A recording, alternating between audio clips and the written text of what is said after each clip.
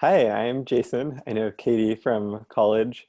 We're close friends and um, hung out a lot, bonding over physics and all sorts of other things. Oh, bonding over a mutual distaste of physics homework, I feel is most accurate. Jason actually helped me a lot with my philosophy papers in college and just thinking about life and thinking about things in different ways. So it's a pleasure to be able to talk to you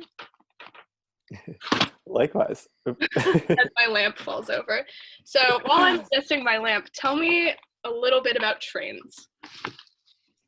So I have loved trains since I was a little kid, learning about all sorts of little types of vehicles. I had my little Hot Wheels cars and my Brio train sets, and just build trains all over my grandparents' floor and my floor at home.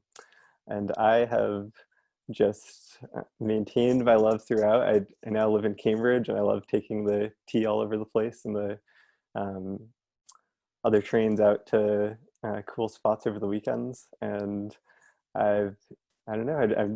I'm a huge believer in them for all sorts of different reasons. I love being able to travel with just a group of strangers and see what other people on the train are up to, and looking out the window instead of stressing about traffic, and reducing carbon emissions, and um, having transportation that's more equitable for larger groups of people. So lots of great reasons to love trains, in my opinion. There are no downsides to trains. Um, so do you think in our modern era we're in like a good time for trains? Because I know like train culture kind of like peaked like in the like 20s or 30s in terms of the style of travel and like how often people were taking trains, and now it's less of a luxury thing, and like you said, it's more of like a just a day-to-day experience that we get to take the train, take the subway. What are kind of your thoughts on stuff like that?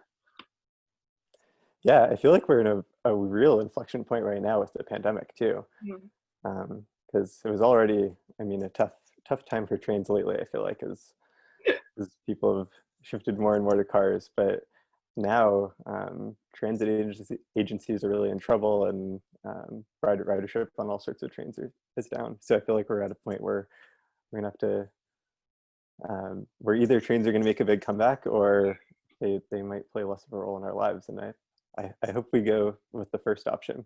Um, but there are also some exciting things, because um, we've seen kind of there's a little bit of a resurgence in interest in high-speed rail in the US, which would be really cool and exciting, to kind of displace some longer distance travel.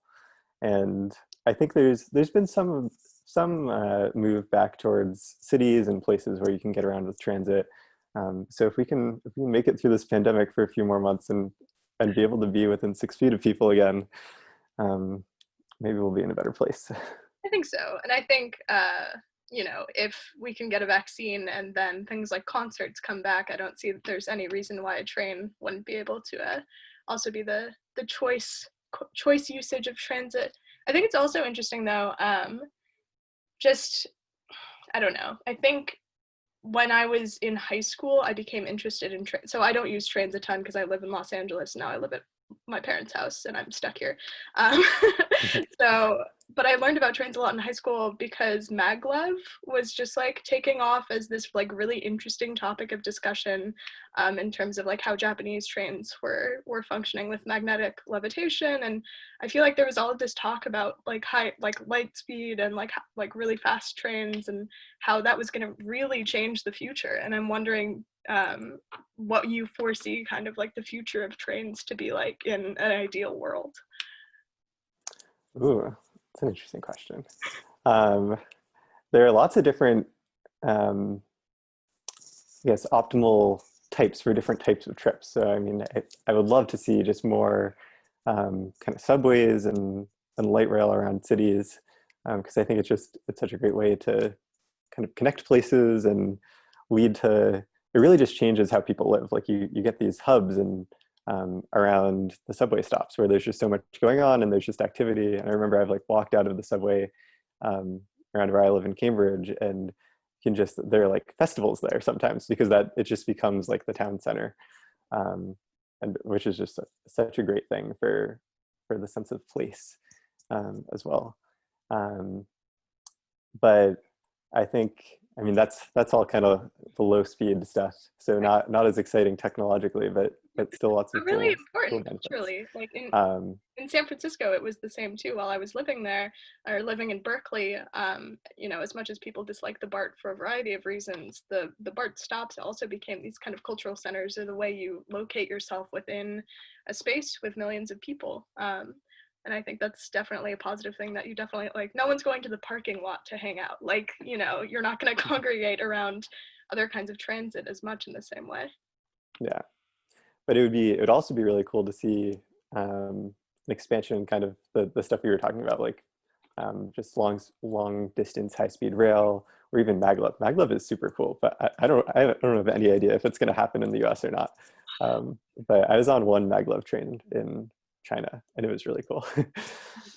um, but um, but it would be great to see that stuff over long distances too, because then you can connect cities in a way that other modes of transportation just can't do as well. Because with planes, like I mean, getting on a plane is just such a trip. Like you have to get there however many hours early, and then you have to go through security and everything. And so the airport's probably like an hour outside the city. So if you're really traveling from city to city, it's just, I don't know, it makes it so much longer. But if you could get from like San Francisco to Los Angeles, or Boston to New York or DC in like just a few hours, I feel like it would really transform how we can like consider, like, I don't know, what's within range for shorter and faster trips to go visit people or see new places or fun things like that.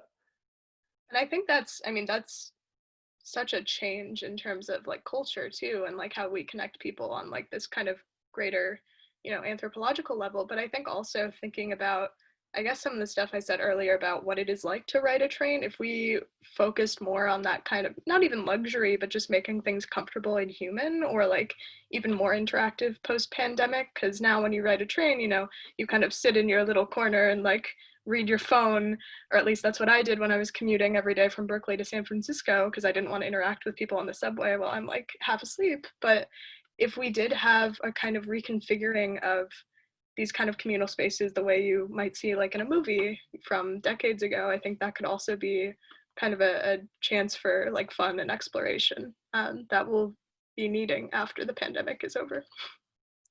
Yeah, that would be really cool. And I think part of that is about what people are using the trains for, because I think like if you're talking about like riding the train during a commute, I feel like you're always going to end up with people in a certain mindset who are maybe not not as like excited to engage with other passengers or anything. But one of the things I've really liked about riding trains recently is taking in Boston, we have a train called the Commuter rail. So it's mostly serving commuters, but it runs on the weekends too. And living kind of in the center city, instead of being a commuter going into the city, I on weekends like have the train to go out of the city, and it stops in all these like great little towns that you can explore, or go to beaches or near woods to walk through or stuff like that. Um, and it's really fun to be on the train going to something fun, especially when there's a growing group of city folk, I think, who are doing things like that and jumping on the train to go do something interesting.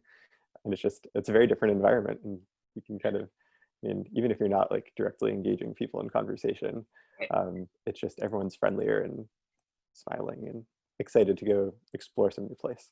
Uh, and that's definitely needed during these times. And I think that's also really cool. Like I drive a lot. I know it's my sin, but I have a Prius, so I get like half a bonus point. um, but I think the joy of having like easy access to transport is like what you said, being able to like shift your mindset outside of your city or your apartment into the woods or the beach, or just a different town that you never experience. And that kind of serendipity and freedom from, you know stuckness is really a beautiful thing. Yeah, and it's super important during the pandemic too. I feel like when we're all just locked inside and thinking about the same things over and over again, it's just so great to like to go to a new place and, I don't know, have have some new creative thoughts in a different background.